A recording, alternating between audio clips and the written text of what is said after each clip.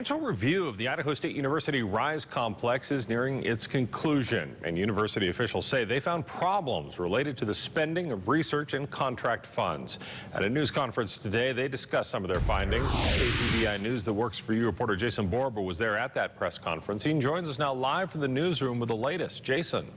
Thank you, Matt. ISU says the law was broken and university policies weren't followed regarding the use of public funds and conflicts of interest.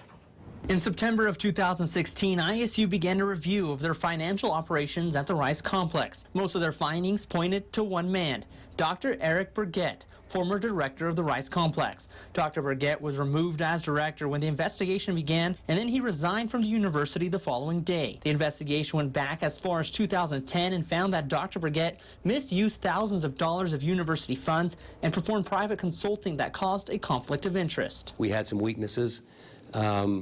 Where we can do better on some areas, where we need to be really vigilant when it comes to conflict of interest and disclosure of relationships. One of the main findings of the investigation is that Dr. Burgett had a previous relationship with a company called Scantech, which he now works for. ISU performed multiple research projects for Scantech, but was never fully reimbursed for their work. And when Dr. Burgett left ISU for Scantech, there was an unpaid balance of over $628,000. What has been going on over the course of the last year demonstrates that we all take responsibility and we care about what happens, and that this was reviewed, that actions were taken, that action still may be taken. The review also found that Dr. Burgett performed private consulting for MD Anderson at the University of Texas while using ISU equipment and supplies, which wasn't disclosed or approved by management. He spent almost $16,000 of university funds for equipment, supplies, and travel, even though he was reimbursed by MD Anderson,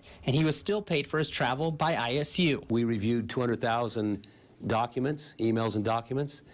The fact that there were immediate changes in personnel, the fact that we're reviewing these policies, all these things I think show and demonstrate very clearly how serious the university takes these kinds of actions. ISU has taken their findings to the Bannock County prosecutors where charges could be filed.